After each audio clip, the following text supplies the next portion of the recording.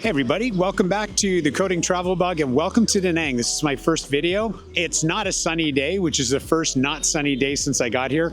I'm a little concerned because my camera stand is all over the place with the wind. In this video, I'm going to talk about four things. Number one, the visa procedures, basically that you need to get into the country and the airport experience. Number two, we'll talk about what you can expect when you're looking for a rental condo, which I found one now. Number three, I'll give you a general overview of my first week or so in Da Nang, and the vibe and the feeling here and the kind of people you meet. I'm in the My An area, which is one of the beach areas in Da Nang. And finally, we'll finish up with the prices that it's cost me for just 1 week. So as I'm filming this, it's May 10th. So I plan to put together a price list of the first 7 days of May, just of the things that I'm spending here. So you can decide whether it's cheap or not. And so stay tuned for that. Let's dig right into point number one, which is the immigration. I would suggest for anyone coming here, there's a few options you have. For some countries, like if you're just coming for a couple weeks and you're, say, Japanese or British, there's a list of countries you can find that have a visa exemption. So it's like Thailand, you just show up and because of your passport, they say, yeah, come on in. If you're from Canada, the States, I think even China, you have to check ChatGPT. It'll give you a list of all the countries that are on the visa exempt list. If you're not on that list, in my opinion, the best way to go is an e-visa. And the reason for using an e-visa is you get 3 months. You have a cheaper option, which is $25, that just gets you in the country and you have to stay. And when you leave, your visa is done.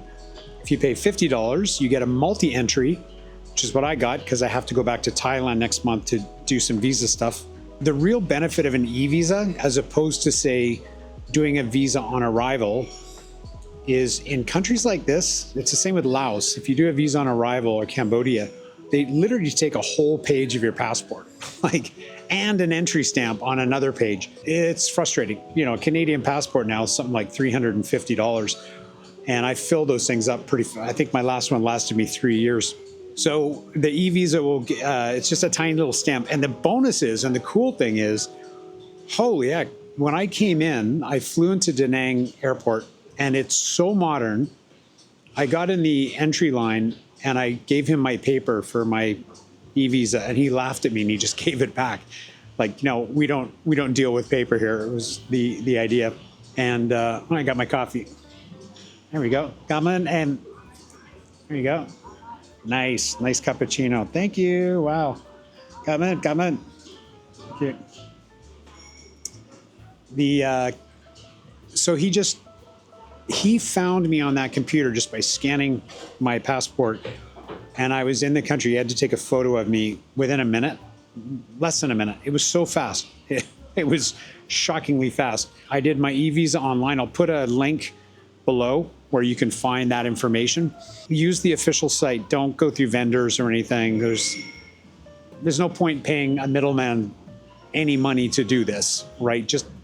And you use the official site, then for sure everything's in the database. But that's all you need. It's phenomenal. Once you're in the country, everything went great again. Nice clean airport, baggage handling, got in a taxi. That's basically what the whole immigration process involves. It's pretty easy.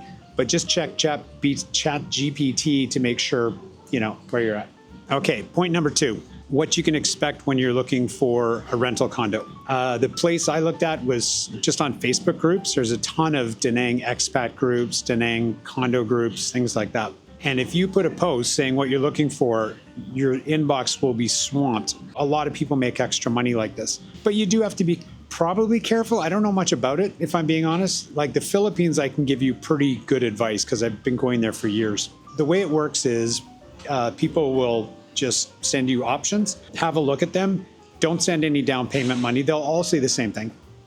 Not all, but many of them. Oh, sir, I'm worried that by the time you arrive there, someone will have taken the condo. And I always said, well, that's fate. So, que sera, sera. Don't send people down payment money because once people have money, obviously it's hard to get it back. And a lot of condos that I saw looked great in the photos, but were older or just something was wrong, with the condo when I got there. So the average rental price that I saw when I was looking was between, say, about 9 and 15 million dong per month. And most of them will require a down payment of 1 month. So that's a low end of about 350 US a month, as high as, say, 600, something like that. For 600, you can get a pretty nice place. I've heard of people saying that, you can live here on a shoestring for 400 US a month, including rent, but I think you could do it. I saw some really cheap places, like $180, right, a month for a pretty small place. So it depends on kind of what you want. I'll do a video on where I'm living now. I ended up with a 2-bedroom condo, pretty close to the central beach area. That is 14 million. So that's, that's, I guess, upper $500, maybe 550, something like that. So don't worry too much about hotels. I will say one thing. I came just at the end of April, and I was thinking, well, I could just stay in a hotel until I find the right place. But then I found out it was the Tet holidays starting on the 1st. I was supposed to check out on the 30th, and literally, booking Expedia, there were no rooms anywhere. So I probably could have found a place in the hostel, but I just said to a few agents, tomorrow's the day. Tomorrow I'm going to be I'm renting a condo, so show me what you got, which is why I didn't fuss around much. I did find that, I found one much smaller place.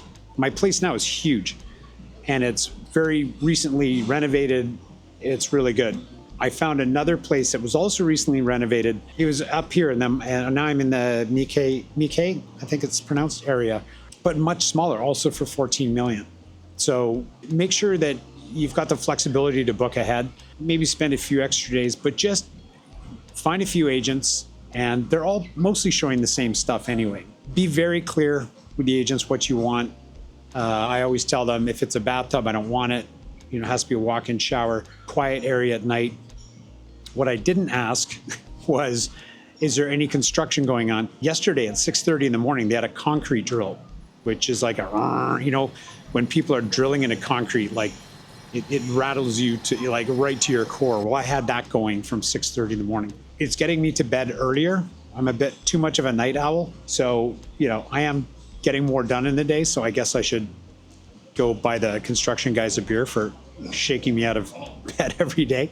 But I was surprised at how just easy it was to find a place. There's new rooms being opened all the time here. The agents aren't taking huge gouging like they do in the Philippines, which is why the Philippines is stupidly overpriced now.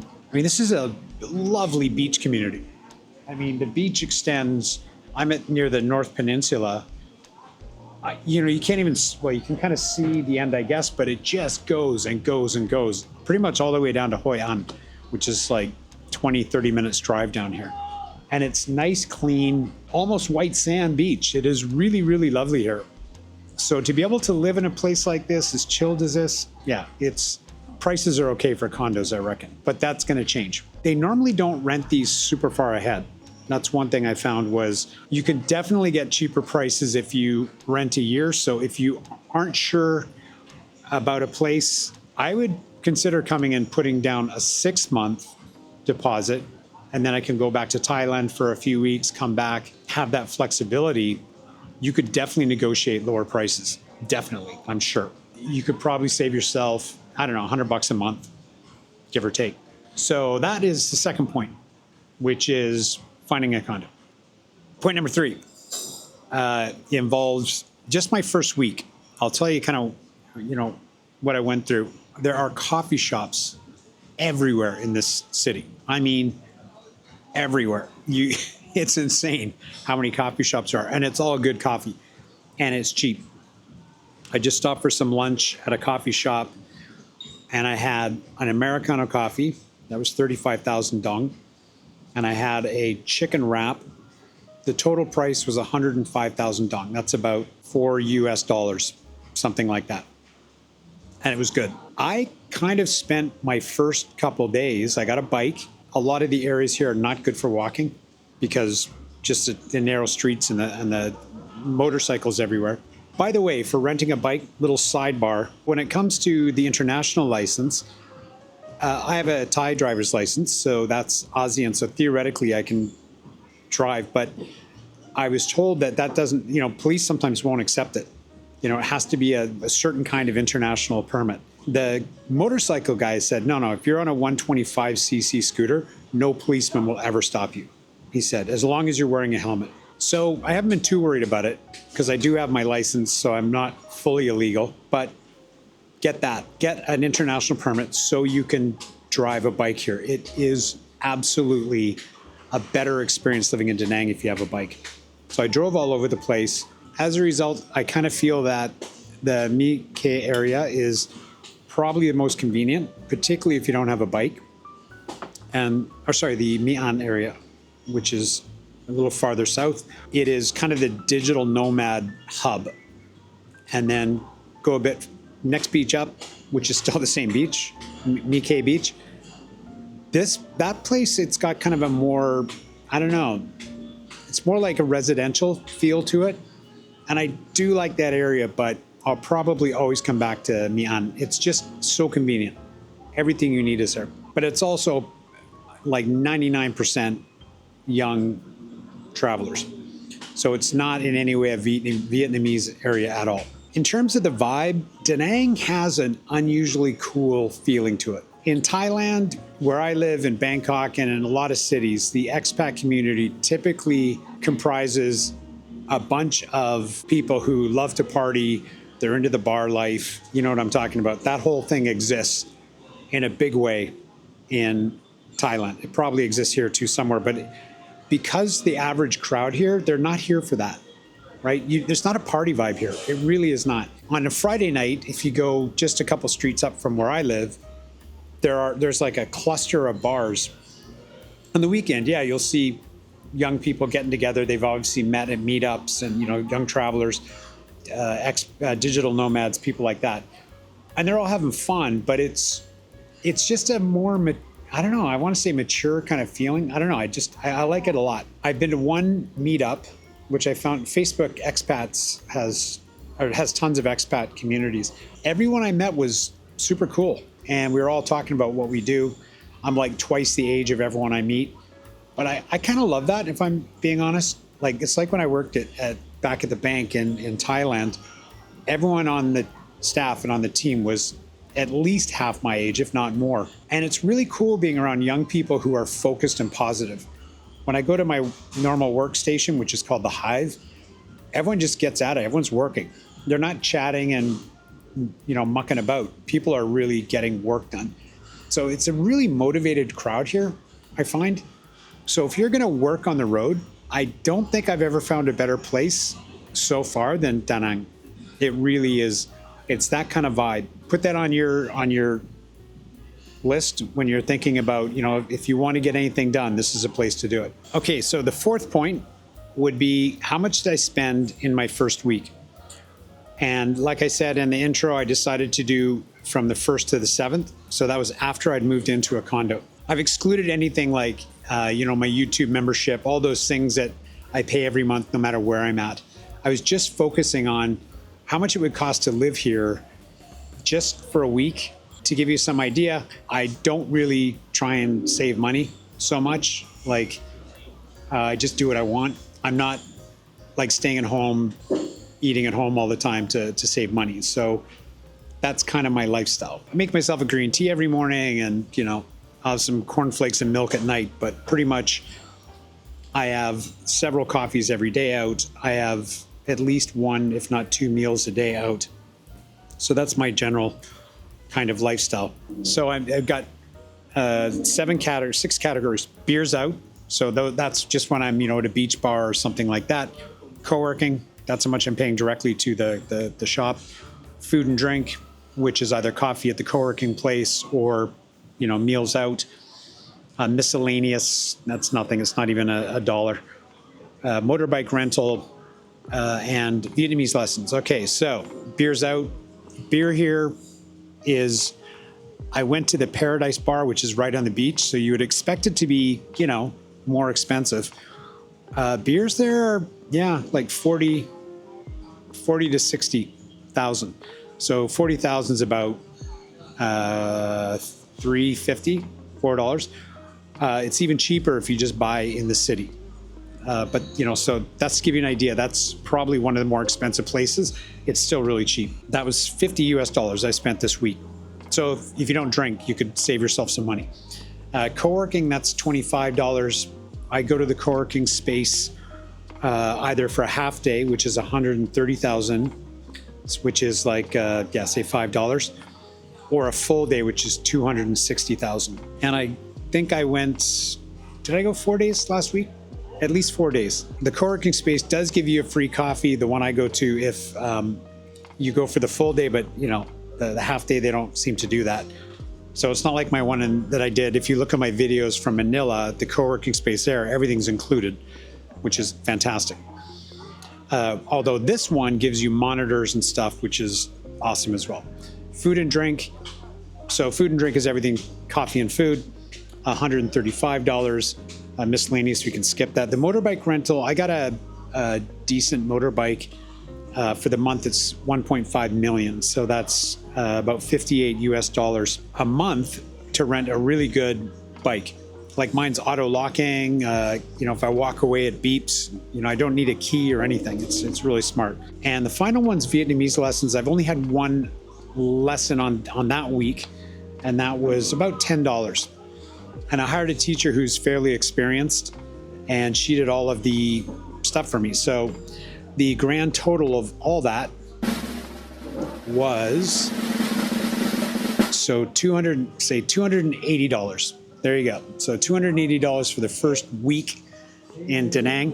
That is not including my rent, right? So my rent would be 1/4 of $550. I think for a lot of people staying here trying to live on a shoestring, that would be too much. But when you looked at the chart, you could see there are things you could easily cut back on, right? Like when I go to the convenience store, I'll spend, $15 buying berries.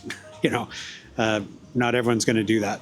But in terms of cost of living, it's still pretty tiny here, pretty reasonable. So I'm looking at about probably just over 1,000 US for my general spending, and then another 500. So 1,500 US a month, and I'm living very comfortably. My place is enormous. Okay, could I cut back on this list? Yeah, probably, almost for sure. The food and drink, you could cut back on that. Beers out, you could cut back on that. If you just eat local noodles and like local things like that, it can be quite cheaper. And if you actually buy vegetables at the local market, it can be very cheap, right? So, yeah, when I hear people say, I see these internet things, living in Da Nang, living the dream for 600 US a month and things like that, 400 US a month. You could probably live for that, but you wouldn't be living any dream, right? Save your money, but enjoy it too. On that note, I think I'm just about done for this video. My experience of Da Nang so far is I love it. I absolutely think that if I hadn't bought a condo in Thailand, I might very well move here. And I'm thinking of doing maybe half the year here going forward. This place has me written all over it. Like, you will love this place. If you come to Da Nang, you will love it. I promise you. Quick overview, just an extra minute aside, bonus point. When you look at a map, you're going to find the M-Y-A-N. That's pronounced Mi-an. Y in Vietnamese is pronounced E. That's kind of about as far south as most people would normally be living, I think. If you go a little north to the M-Y-K-H-E area, the Mi-K area, now you're getting into more, still very much a foreigner area, but feels like smaller communities or something. Like there's a lot less going on there. Last night I crossed over the bridge and I went through the downtown area, drove all over the place. I went to see a movie. Went and saw the Thunder, what's it called? The Thundercats, the new Avengers, which was surprisingly good, by the way. That cost me 65,000 dong for the ticket. So that's like less than $3 for the ticket. And then the snacks, which is popcorn and a water, which is good. That cost me, I think 105. So yeah, 450 or something. So Yeah, drove all over the area. I kind of feel that this side of the river, the Mike side of the river, is the place you should be looking at. You can challenge me if you want. If you've been here and you're saying, Mike, you're full of it, I think you're spending way too much. I was able to live on $200 a month, or whatever your input on this is. Please let me know. On that note, I'm going to finish this coffee from the Coding Travel Bug. You guys have a great day wherever you are. Please like and subscribe, because I want to try and start making some more content. More people are subscribing. I'm getting like about 10 a day now, which is good. I'll be here for 3 months, so I've got time. If there's anything you want to know, I've got Hue up north, Hoi An in the south. I could do videos on any of that. I might anyway, but let me know what you want to hear. You guys have a great day. Thank you for watching, and thank you for spending time. And yeah, come to Da Nang, man. Da Nang it's tits. It's awesome. It's the biz, right? So, okay, everyone, you guys take care. Over and out. See ya.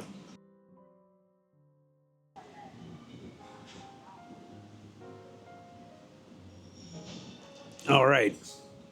My yummy cappuccino. That's attractive.